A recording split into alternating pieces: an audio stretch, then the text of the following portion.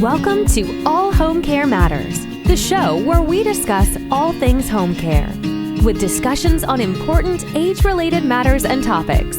Brought to you by Enriched Life Home Care Services, the #1 rated home care provider in Michigan by Top Rated Local.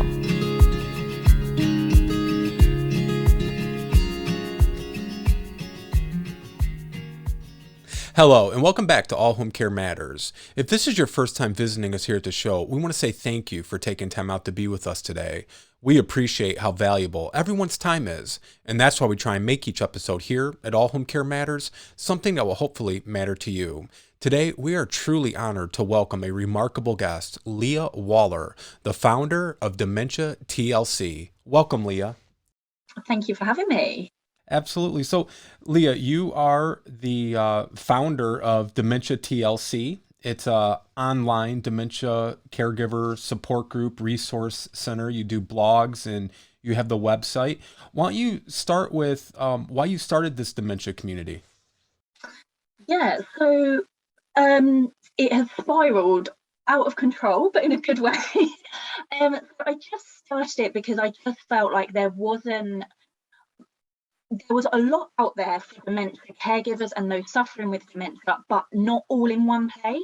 And I felt that there wasn't a lot of support, and there was a lot of people that felt alone. And a lot of us are going on the same journey, but feel very isolated. And I think it doesn't matter where you are necessarily in the world, although the care is very different, and the research is very different. But a lot of us get those same feelings of guilt, of not being able to provide enough, of being isolated. So I just wanted to sort of find a community and bring that together for people, really. Sure. So one of the things that I admire about you, Dementia TLC, is, you have really kind of blazed a trail on social media with the wonderful posts that you provide, resources, doing some research about Dementia TLC. You have written countless journal articles on the subject. But I think what we need to emphasize is you're doing this as a volunteer basis. This is not your job. This is not a revenue or an income for you. What is it that made you so passionate about helping the dementia community? Yeah, I do have a full-time job alongside this, but it's just when so my grandmother had a form of dementia when I was quite a lot younger, and she moved into our home, and my parents looked after her, and it was kind of just, there was nothing there to help, Right. whether professionally or personally, and just you sort of get excluded from not close family but friends. They don't know what to say. And when they do say something, it's sort of, they're very hesitant. They don't know what to say or how to react. And it was just, I just wanted people not to be alone, basically, and to have something that they could rant or that they could just find other people that were in a similar situation, and that just so that they could find out a bit more about it and not feel so alone, because a lot of families can't afford professional help. They Right. do bring the person into their home, and then a lot of them are in their first time experience. What do you even do with that person? How do you care for them? And you're trying to learn on the job, as it were, and sort of learn what this condition is, what the person can still do, and navigate your own life as well. It's a difficult time, and when you're alone as well, it's even more difficult. Right. And, like you mentioned, a lot of families, they can't afford to financially pay for professional help. But on the flip side of that, usually if they can't afford for the professional help, it's almost like they can't afford not to either, because typically, nowadays, most homes have a dual income. So I don't know with your mom and dad if they both were still working full time. And then you have grandma who, none of you, I'm assuming, were healthcare or dementia experts at the time. You're not sure what's okay or what's not okay to do. And then you leave in the morning. And then, so were you the one primarily caring for grandma during the day while your parents were at work, or how did that work?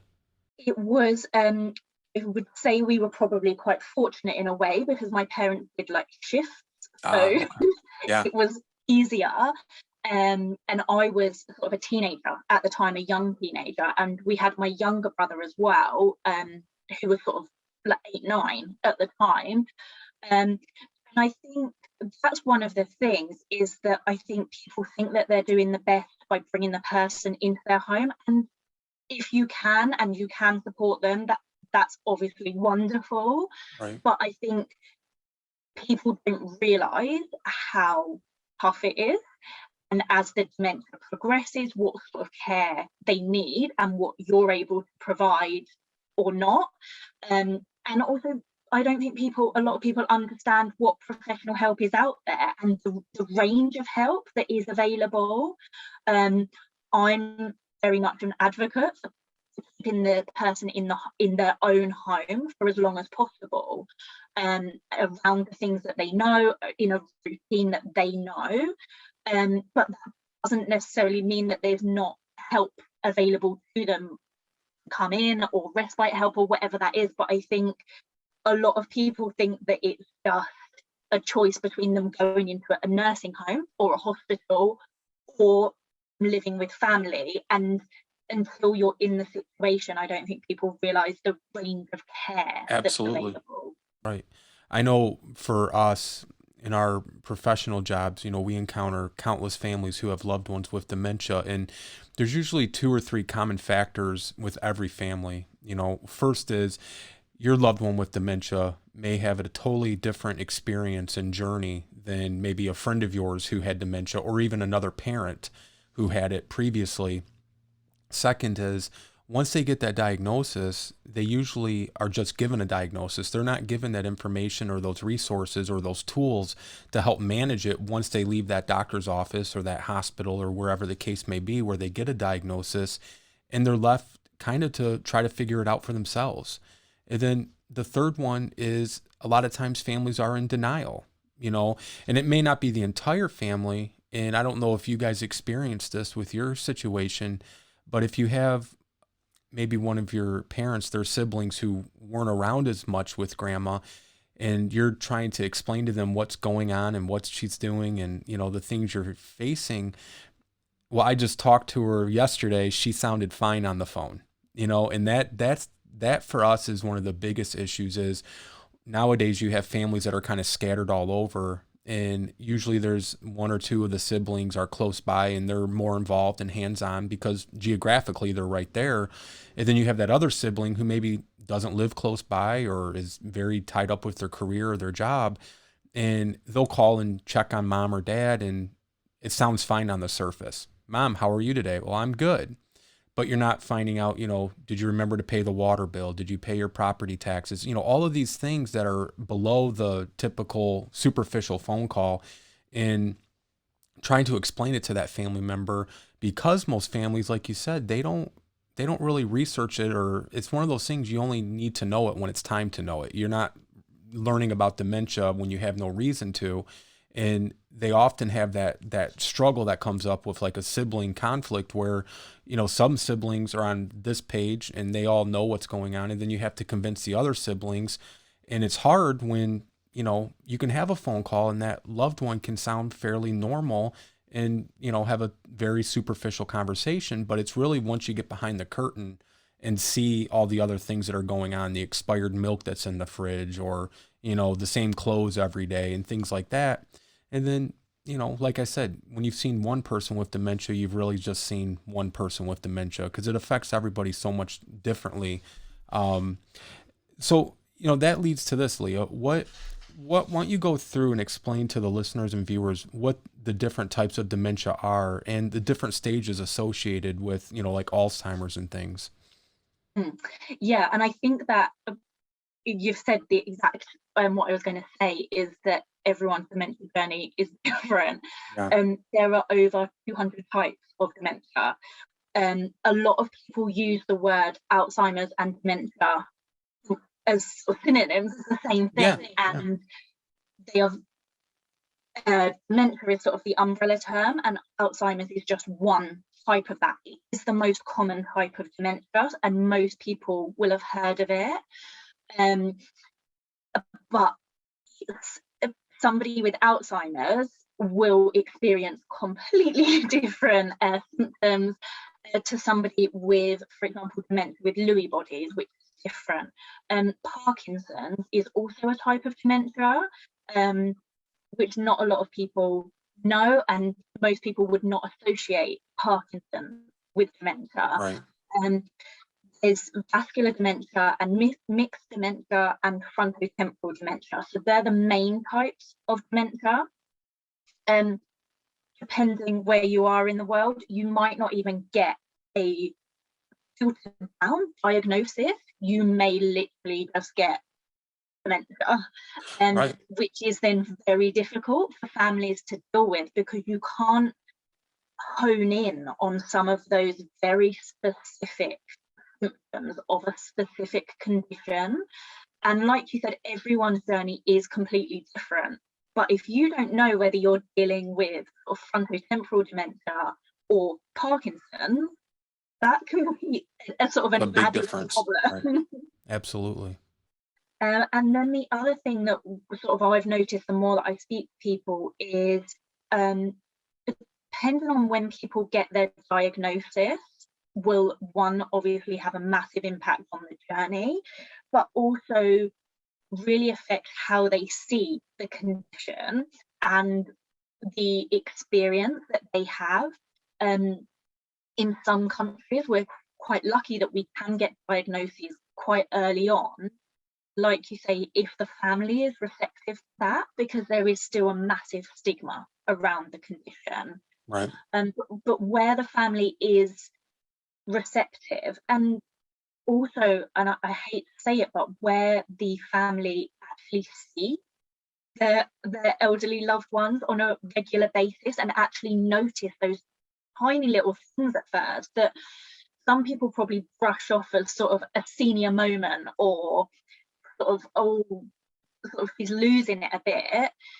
I think that's sort of been used to sort of brush it off, rather than taking those sort of like memory lapses seriously. And where what we notice quite a lot is where the word seems to be on the tip of their tongue and they just can't find that word, and you can see so hard that they're trying to get it out, and it could be the simplest word like garden or did you go to work today, and they just can't get that word, but you can see the frustration that they know what they're trying to say, but it's just, and like you say, on a phone call you might just not get that, or the person that they're speaking to will just pick it up because they know what's come in, they've had that conversation so many times. Right. And that diagnosis then unfortunately takes longer, and you can't get them the help that actually may stave off some of the late stages, because those early stages literally might be forgetting to pick something up at the supermarket, or, and I do this all the time, but just walking into a room, forgetting what you've gone in there for and having to retrace your steps. Yeah. But you won't be able to retrace their steps. They could come back out of that room and go back in 3 or 4 times, and whereas you and I would probably think, oh, that's what it was, they will not be able to think how to retrace their steps. So it's just those little things that actually might not be picked up. And then the middle stage of dementia, which is when most people will get diagnosed, can last for years. And that is when most people get diagnosed, and where they are having the more significant memory loss. They are maybe struggling with personal hygiene and not realizing why they need to get dressed, why they need to shower and brush their teeth, and just sort of reversing back to sort of childhood, where it seem like they're deliberately being rebellious, but it's just the connection as to why you're doing that just isn't there.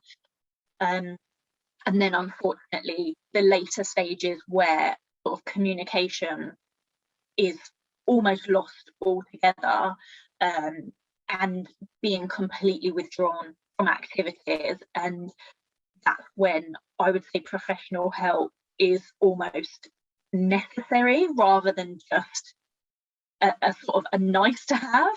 Right. But it obviously depends on what people's resources are and what they know about as well.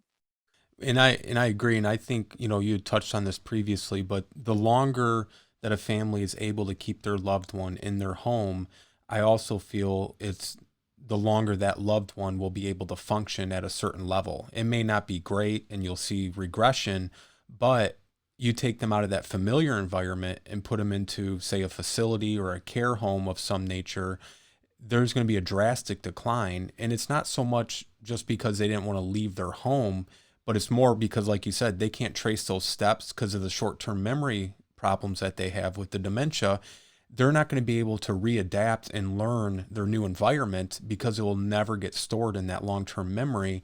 And we see it countless times where a family maybe put their loved one in an assisted living or into some kind of group home or some kind of facility, and they'll say, well, you know, mom was doing so much better at home, and we just don't understand why now she's, you know, not leaving her chair, or she won't brush her teeth or eat.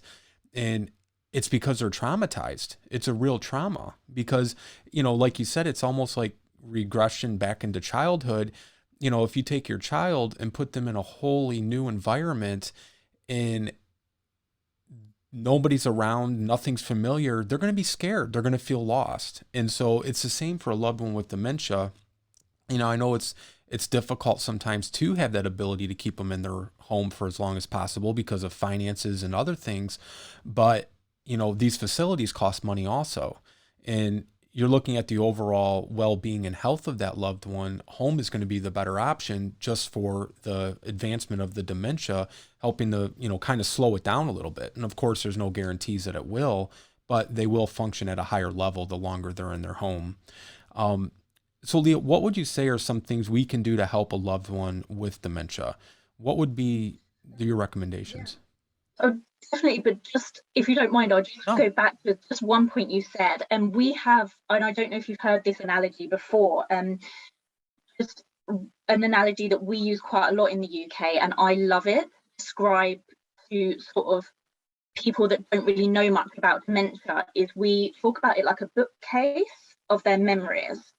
And so we say on the top shelf is like what happened today, so what you had for lunch, what you've had for breakfast, what you got dressed, your routine in the morning. Your next shelf down, maybe what happened last week, the weekend, the last week. Then the next shelf down is like this year, what's happened the year to date. And then as you go further down that bookcase is your life.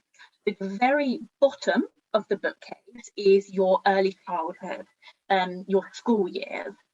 And what happens with dementia in the analogy is somebody's shaking that bookcase, and the books at the very top will be the ones that fall out first because they're not as secure, they've only just gone in. Whereas your books on the very bottom shelf are quite sturdy, there's not as much shape on that bit of the bookcase, there's not as far for them to fall. So that is why, in the analogy, the memories at the very bottom, your childhood memories, the earliest memories, are quite stable and are staying. But at the very top, that is being shook the entire time, and that's what's falling out. So you can tell them, and there's a lot people say, I've told them not to leave the cooker on, I've told them not to leave the door unlocked when they go to bed, I tell them every day. It just doesn't stay there. You need to tell them every day, because that is going every time, that's not staying. And it can be frustrating for caregivers, because they say to me, do you remember who they were at school with when they were 5 years old? They can remember their next door neighbours. They remember when I was a child. They still think like I'm 10 years old, I'm playing out with my siblings, but they can't remember if they've had breakfast today. And it is frustrating, but not as frustrating as it is for them. That's Exactly. their life. If their memories are just going and going and going until they literally get to that bottom shelf of the bookcase. Absolutely.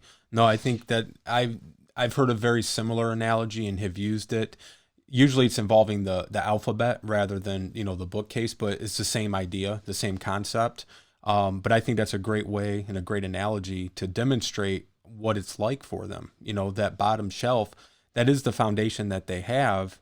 And the higher you go, the shakier it gets and the less likely and the less they're able to, retain those things. And again, just like with the home, that's why they feel safer and can function in their home, because they have that long-term memory aspect. If they've been in that home for, 30, 40 years, they can still remember where their bedroom is, their bed. They feel safe and secure there. And there's a familiarity there versus putting them into a whole new room or, unit at a facility where they're going to be lost and they may never have that ability to retain that. What would you recommend to listeners and viewers for how they could best help care for their loved one with dementia?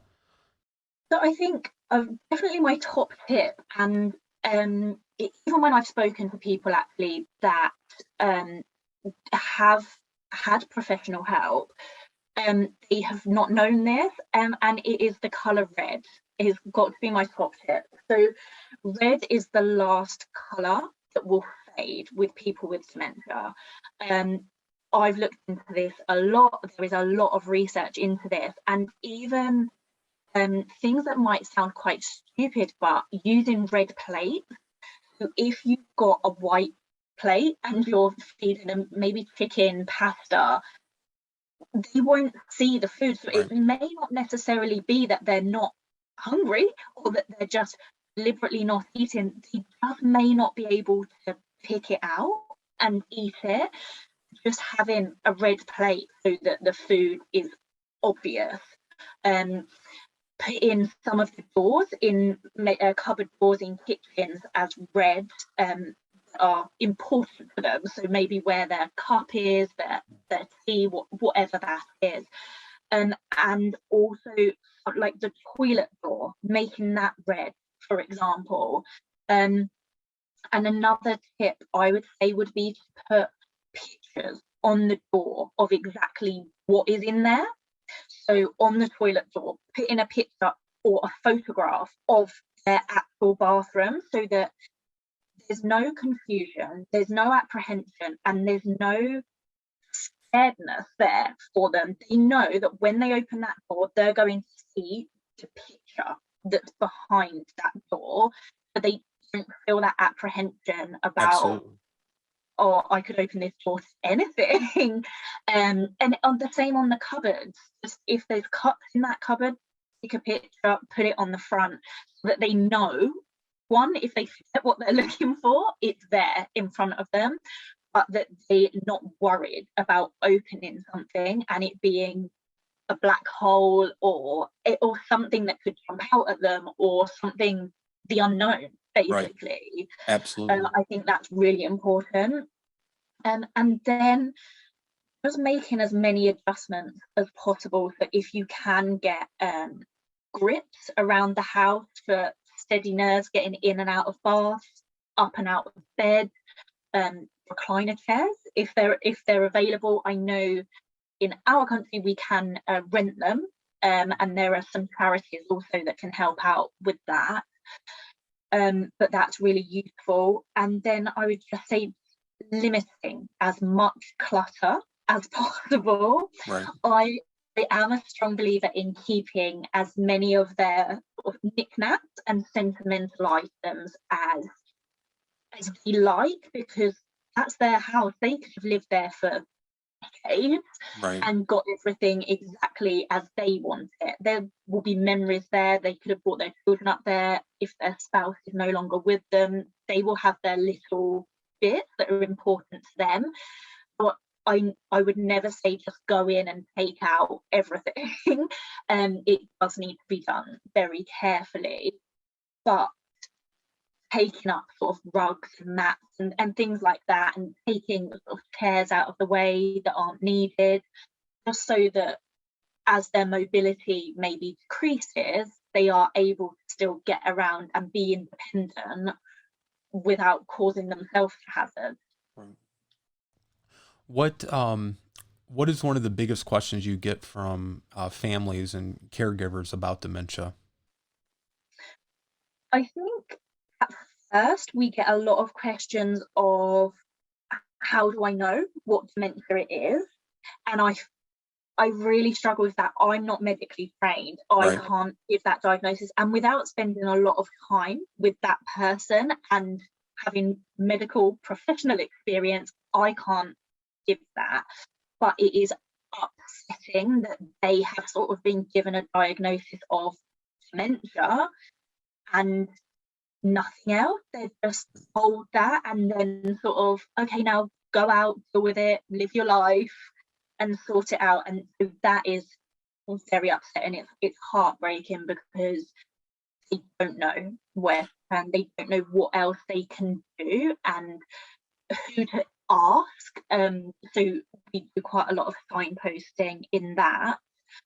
And then I would say the other frequent question we get is how, and you touched upon this earlier, but is how to deal with other family members either don't accept it or refuse to help and think that sort of you're making a mountain out of a molehill by saying how much, not necessarily effort, these are our loved ones, we would do it, but just explaining how much work it is, not just physically but emotionally and mentally draining. Until you are living through that, it's you can't describe it. And I think sometimes it comes from a place of guilt with other siblings that aren't there all the time, and sort of if they shut it away, they don't have to deal with it, they don't have to acknowledge how difficult it is. But it's a very difficult one to navigate, and obviously everyone's families are different, everyone's sort of culturally, people are different, and sometimes I think a lot of caregivers feel like they've sort of been left with it and don't know how to reach out for help, or feel like they can't. So that's difficult.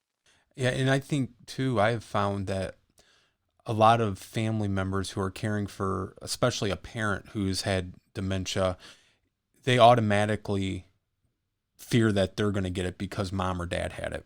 And so that leads to this question: is there anything that we can do to help prevent getting dementia? Yeah, so there's no cure, unfortunately. There is a lot of research, and I think one of the reasons that there's no cure is, like I said at the beginning, there's over 200 types. So finding a cure, I'm always hopeful, but it's likely to be for one type or for one symptom rather than dementia as a whole, unfortunately. The best advice that the World Health Organization give, and any sort of research and scientific research that's been done into this, is a healthy lifestyle, which I think is obviously advocated for preventing most illnesses, but there is quite a lot of links between high cholesterol, high blood pressure, alcohol misuse, and smoking that seem to really have an impact on the brain and how it functions, which ultimately is what's happening with dementia.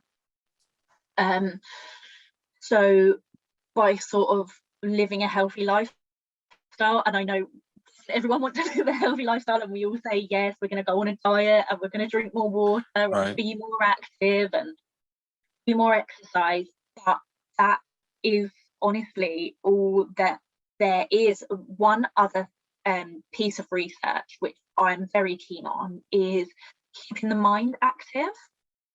And I notice it a lot in my normal job, as it were, but is when people retire, they seem to stop a lot. Yeah, true. And just, I think when you're using your brain in a job, it like sometimes 8, 10, 12 hours a day, and then you retire and nothing. You might do Right. a little bit of gardening, or you may have a hobby that you do once a week, or but and then if you're not living with a spouse, and you're living alone, then your sort of communication may drift off, and things like that. So you may become socially withdrawn, not for any particular condition, but just because that's the way your life is going, and that can have a huge impact. There's been quite a lot of research, especially in Japan, about doing sort of mentally stimulating activities. I think they used chess and crossword and Sudoku, and doing that every day seemed to have a What about Wordle? yeah, have a really good impact. So yeah, anything like that, and just keeping active. And I think that's one of the main things. I think if you can get a diagnosis early, when they're in mild stages of dementia, in the really early stages, don't shut them away. Keep Right. that communication open, and if you can, and I know it's difficult, but doing the things they love doing. If they love going to a music class, or going to church, or going to an art session, whatever that is, walking around some stately homes, whatever, the longer you can keep that up, just to keep them stimulated, it just all helps. Yeah, I mean, we're big proponents with our memory care programs of, engaging all of the senses, the body, because again, the brain's a muscle just like any other muscle in our body. And if you run for, 30 years and all of a sudden you just stop running, what's going to happen to the legs? They're going to lose that muscle. They're not going to be as strong or fit. And it's the same with our brains. When you get dementia, and this is a thing where, the work that you're doing and so many wonderful, organizations and individuals helping to raise this awareness, because again, there's not a lot of awareness when you get that diagnosis at the doctor's office or hospital, wherever you happen to be. And these families, they're left lost and wondering, what do I do for my loved one? And, there's so many components to being a family caregiver, more than just providing hands-on care to that loved one. That's a loved one. It could be your parent, a spouse. You have the emotional drain, you have the physical, and then the mental, and you're trying to do the best that you can. And a lot of them, they don't know what that really entails, and I just applaud the wonderful work that Dementia TLC is doing. And we're going to put links to your all of your social medias, your website, as well as the articles. And I really strongly urge everybody to, read your articles and your blogs. I mean, you've covered I didn't count them up, Leah, but how many did you write? How many you got up there? Because there's a lot. There is a lot. So I normally do at least one a month. So yeah, and I was doing one every fortnight. So for the last sort of 3 years. So, Wow. so yeah, there's probably 40 or so maybe. Yeah. But I also, sometimes when I speak to either a caregiver or somebody with dementia, sometimes they like writing pieces as well for the website, and it really helps them sort of move through their journey. So we've got some pieces on there that are written either by people with dementia or by their caregivers. One of the ladies that I speak to has got young onset dementia. So she is young onset dementia is under 65. She was actually diagnosed in her late 30s, early Wow. 40s. So it's not just a sort of elderly person Right. experience, and she has kindly, with the help of her partner, written a long list of all the symptoms that she noticed, and unfortunately her doctor didn't necessarily pick them up or take them too seriously. But together, that list has a massive impact. And I'm sure if you go through it, you'll think that could easily be me, that could be my partner. And altogether, it was a diagnosis. There's just some quite heart-wrenching pieces on there as well by people that are affected in different ways. We had just a quick personal story. We were meeting with somebody one time, my wife and I, unrelated to work, and he had just recently got married and had his first child. He was in his late 40s, and he said, "Yeah, it's a little late to have my first child." And then, just unbeknownst to us, he shared with us it was his second marriage.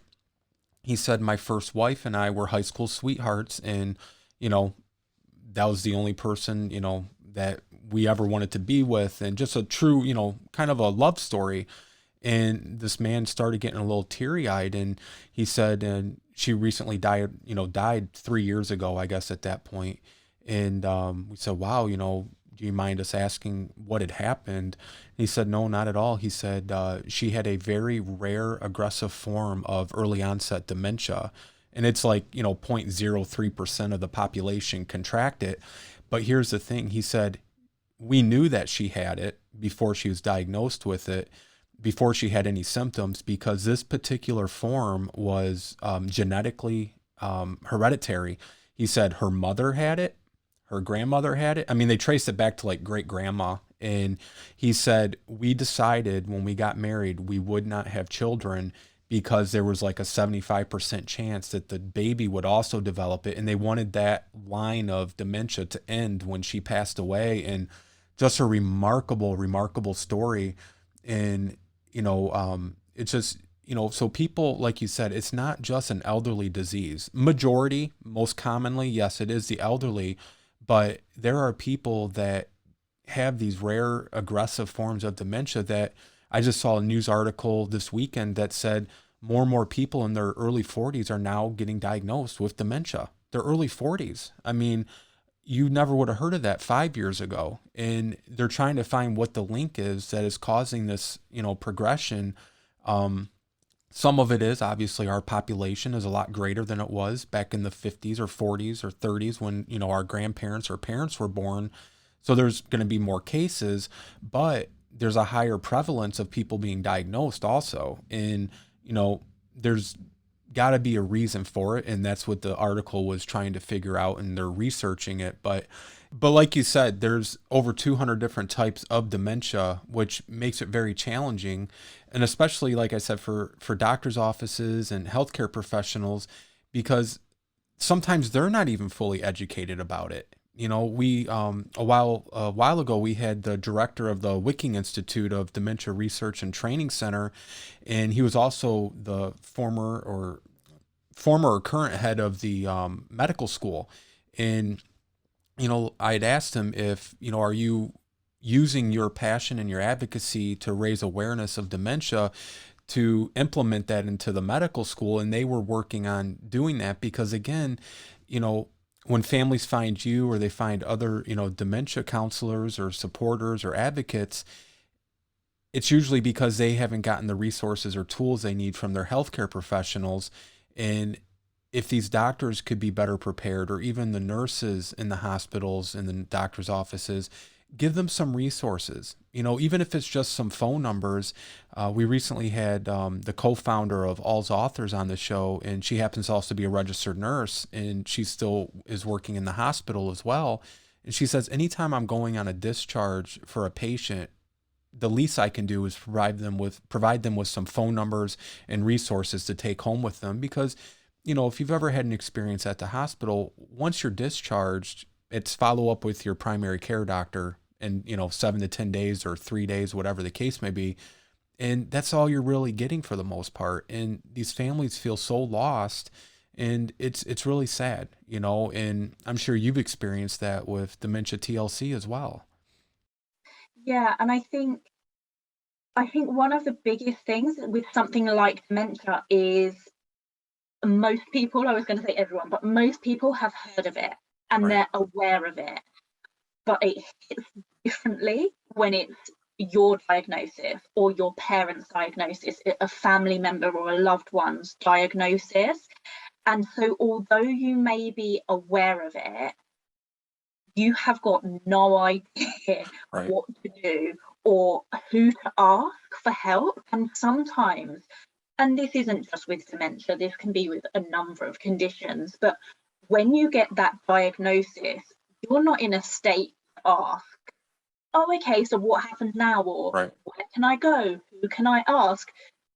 Your brain is just fried and you just need to get out of there and process it yourself. And it's that time afterwards when you're just maybe not coming to terms with it, but actually processing that information, you then think, okay, so now what? And that's where a lot of people do seem to be let down and not have that now what that is available. You know, I kind of equate it to when you're gonna have your first child or you're gonna get married. Everybody that's been married or who has had children want to tell you how great it is and what a remarkable experience, all these great things. And you're like, yeah, I know that, but you don't know it until it actually happens, you know, and you don't know what it's like to have a baby until you have one. It's very similar to dementia or any other number of illnesses where you may be aware of it. You may know, yeah, it's a memory issue and different things, but do you know what to do at 2 o'clock in the morning if your loved one is walking outside? Or, you know, how do you get them to eat? I loved your red plate example. We actually use that ourselves because of the pigment. It's one of the strongest pigments and one of the last pigments to go in the vision. And you touched on it, and I was going to follow up with it. But, you know, the toilet seat, you know, we have so many families who will say, well, my loved one will still go into the bathroom, but they're not using the restroom. They're using the tub or the corner where the plant is.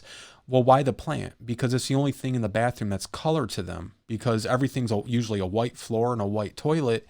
It all looks the same and it, you know, it all blends in together, you know? So when you give them that red plate, the chicken, the mashed potatoes, or, you know, whatever it may be, it's going to stand out on the plate for them so they can see it instead of just having white colored food or soft colored foods on a white plate. Same with floor mats. You know, floor mats are a huge trip hazard. And somebody said, well, I'll put down colored floor mats. Well, now that colored floor mat may look like a big hole to that person because as we age, and it's not necessarily just a dementia issue, but as we age, our depth perception is drastically changed. So it might look like a hole and they may not even walk across it because they think in their head, I'm going to fall inside of that hole if I step over it or if I step on it. There's just so many wonderful things that you're doing at Dementia TLC, and it's been really a true honor, Leah, to have you on with us, and I appreciate you taking the time. We've been huge supporters of Dementia TLC and the remarkable work you're doing. I encourage everybody to go to your resources or your blog and articles page, and we'll have links to how everybody can contact you. And just a last question. If somebody wanted to reach out to you, what is the best way for them to contact you at Dementia TLC? Probably on Instagram, on the messages, because I'm on there all the time. Okay. Come through to my phone. So that's the quickest way, yes. Okay. They comments on the blog or email is absolutely fine, but Instagram is the sort of quickest. Okay, fantastic. Well, I do appreciate your time, and I don't know, what time is it right now in the UK? It is nearly 6 p.m. Oh, okay. All right. Well, have a good evening, and hopefully we'll talk to you again soon. And I just appreciate your time and for you being with us here at All Home Care Matters. Brilliant. Thank you so much. Thank you for joining us today here at All Home Care Matters. All Home Care Matters is here to help families as they navigate these long-term care issues. We invite you to visit us at allhomecarematters.com, where there's a private, secure, fillable form where you can give us feedback, show ideas, or if you have questions. Every form is read and responded to. And remember, you can listen to the show on any of your favorite podcast streaming platforms or watch the show on our official YouTube channel. Just make sure to hit that subscribe button so that you never miss an episode.